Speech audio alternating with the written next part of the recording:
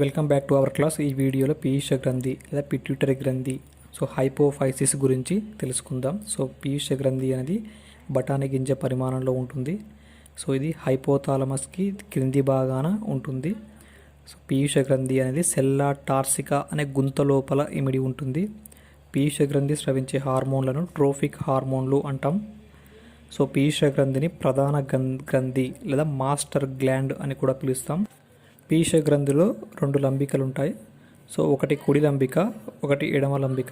కుడి లంబికను పూర్వలంబిక అని, ఎడమ లంబికను పరలంబిక అని పిలుస్తాం.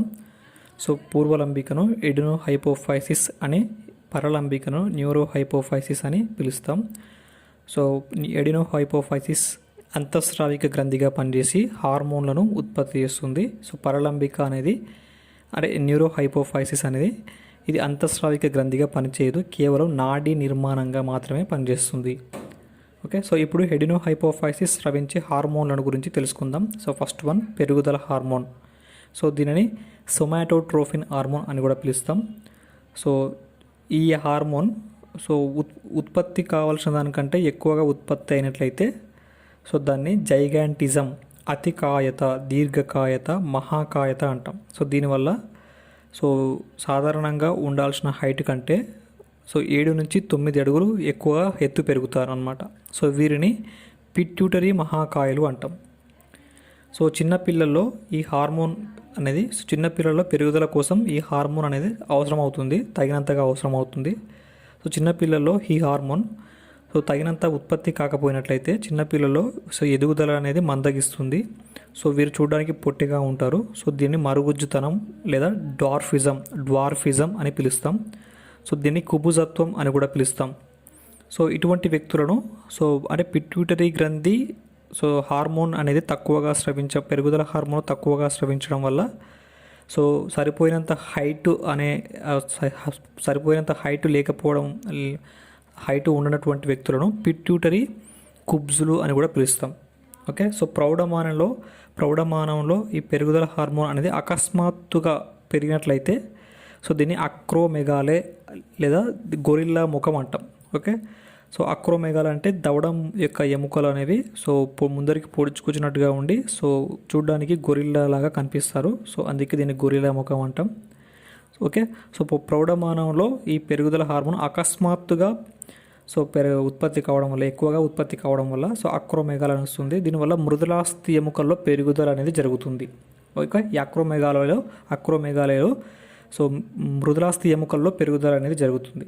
ఓకే, ఇది పెరుగుదల హార్మోన్కు సంబంధించినటువంటి ఇన్ఫర్మేషన్.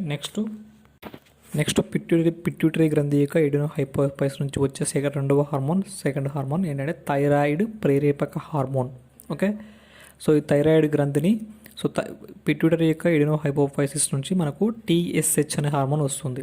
అంటే థైరాయిడ్ స్టిమ్యులేటింగ్ హార్మోన్ అనేది విడుదలవుతుంది. ఇది థైరాయిడ్ గ్రంథిని ప్రేరేపించి T3, T4 హార్మోన్లను విడుదల చేయడంలో తోడ్పడుతుంది అన్నమాట. ఓకే, ఈ T3 అంటే ట్రై అయోడిన్ థైరోనిన్, T4 అంటే థైరాక్సిన్. ఓకే, పిట్యూటరీ గ్రంథి యొక్క ఎడినో హైపోఫైసిస్ నుంచి మనకు TSH అనే హార్మోన్ అంటే థైరాయిడ్ గ్రంథిని ప్రేరేపించే హార్మోన్ వస్తుంది. ఈ హార్మోన్ థైరాయిడ్ గ్రంథిని ప్రేరేపించి T3 మరియు T4 అనే హార్మోన్లను థైరాయిడ్ గ్రంథి నుంచి విడుదలవుతాయి అన్నమాట. T3 అంటే ట్రై అయోడోథైరోనిన్, T4 అంటే థైరాక్సిన్ అనే హార్మోన్లు థైరాయిడ్ గ్రంథి నుంచి విడుదలవుతాయి. ఓకే, ఈ హార్మోన్లు అనేవి శరీరం యొక్క జీవక్రియ వేగాన్ని నియంత్రించడంలో తోడ్పడతాయి.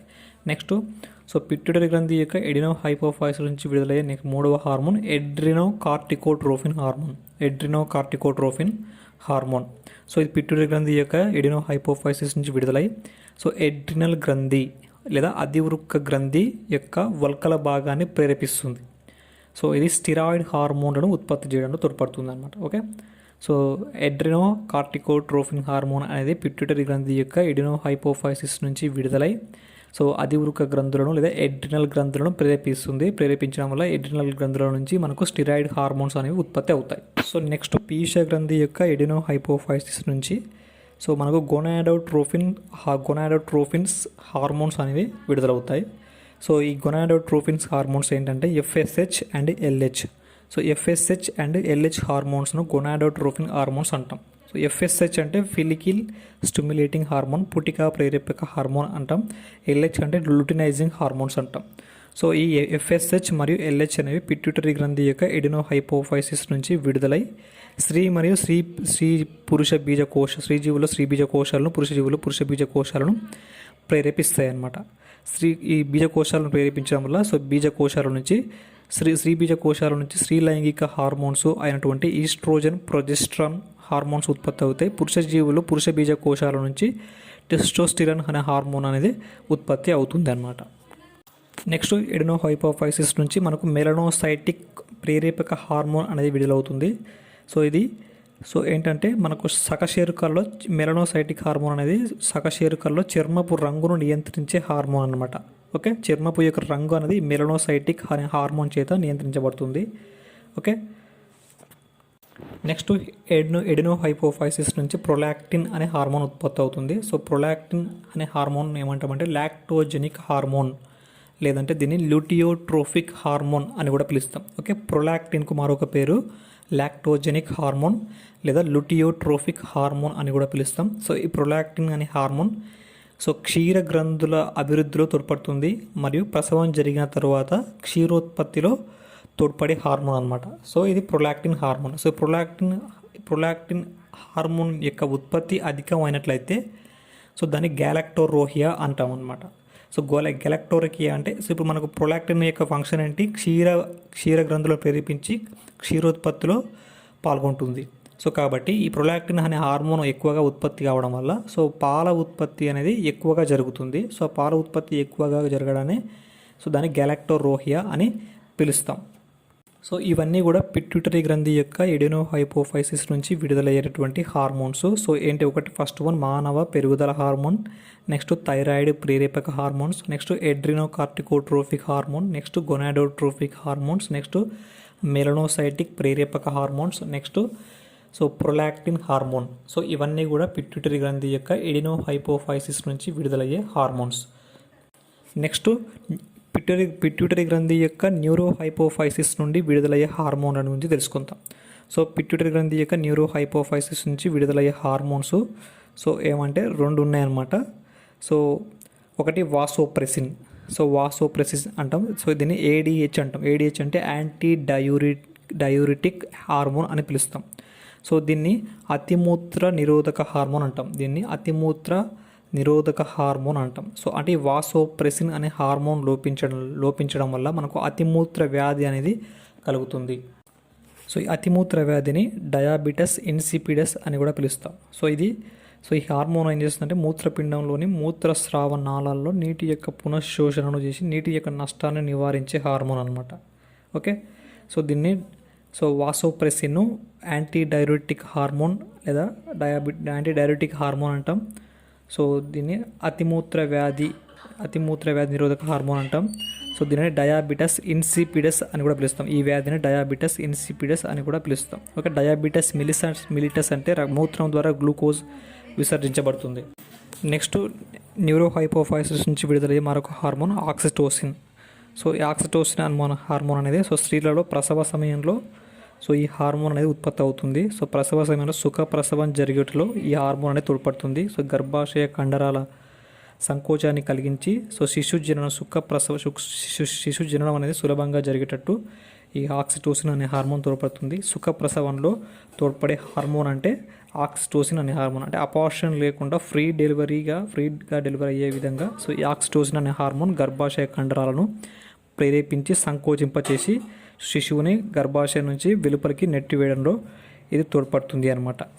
So oxytocin hormone. సో ఈ ఆక్సిటోసిన్ హార్మోన్ను మిల్క్ ఎజెక్టింగ్ హార్మోన్ లేదా క్షీరం చిందించే హార్మోన్ అని